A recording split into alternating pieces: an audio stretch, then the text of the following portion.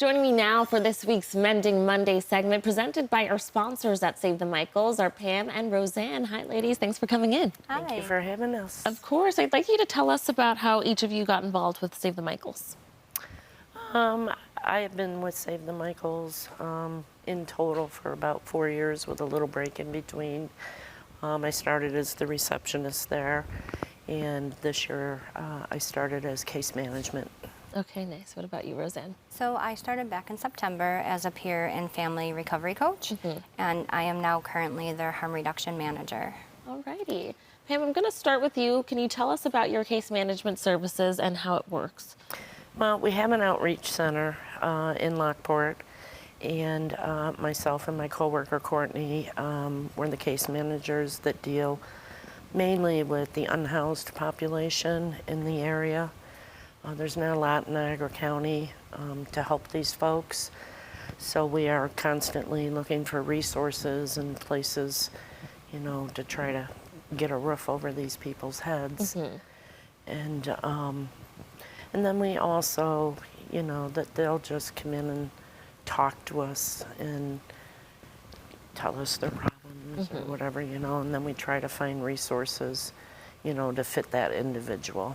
Okay.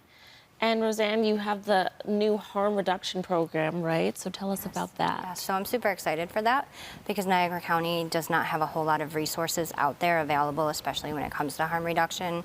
So, and Save the Michaels is in a really unique position right now because traditionally harm reduction and street outreach was just, you know, offering people resources or supplies to keep them safe and then not really offering them anything to lower their barriers to enter recovery. And now they can come directly to us, get whatever supplies that they need to be safe, and then we can actually link them with a case manager or a recovery coach to help lower whatever those barriers are that the individual is facing. So I'm super excited for that. And what might some of these barriers look like? Housing, right? Housing is a huge one. Food, just their basic needs in general, clothing, stuff like that. So we do have those on site, but as a more like for someone who needs it as a longer term, right? You're able to help them with Yeah. that. Now, there's also a needle exchange program. What are the details for that, and how is it beneficial? So that is housed right at our Lockport location at our drop-in center, and the details for that is anyone is welcome to come, anyone who would need those services, right? It is anonymous, so you don't have to come and like give any information.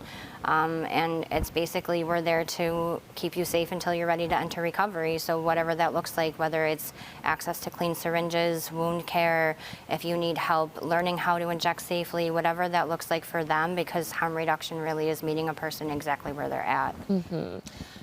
That seems like something that a lot of people feel a little bit iffy about. As kind of an expert in it, can you kind of explain what the thought process is behind that? So for me, and really for everybody, we use harm reduction every day in our everyday lives. Seat belts, right, when we're driving in a car, a helmet when we're riding a bike, a life preserver on a boat.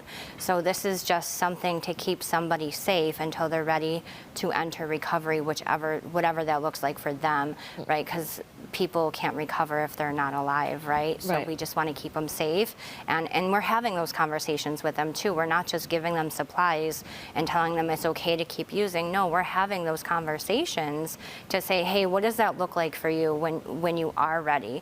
And these are the resources that we have available for when you are ready. So, Okay, so it's not about enabling. It's about making sure that they're safe, but still making sure that they know there are other options so that they don't continue to abuse.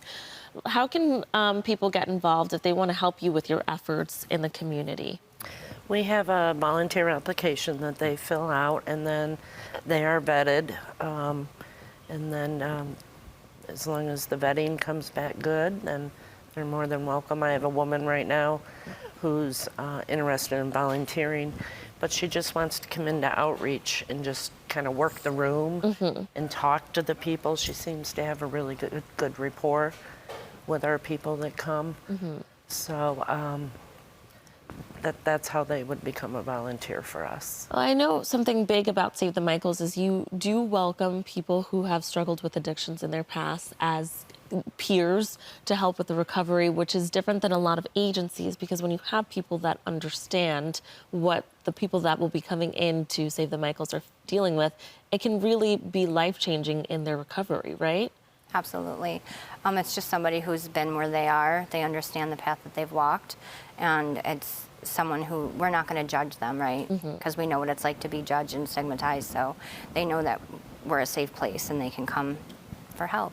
Alrighty, beautiful, Pam and Roseanne. Thank you so much for coming in, and most importantly for the great work that you're doing in our community and helping anyone facing with addictions. Viewers, for more information on everything our sponsors are doing for Western New York, visit SaveTheMichaels.org. Thanks again, ladies. Thank you. Yeah.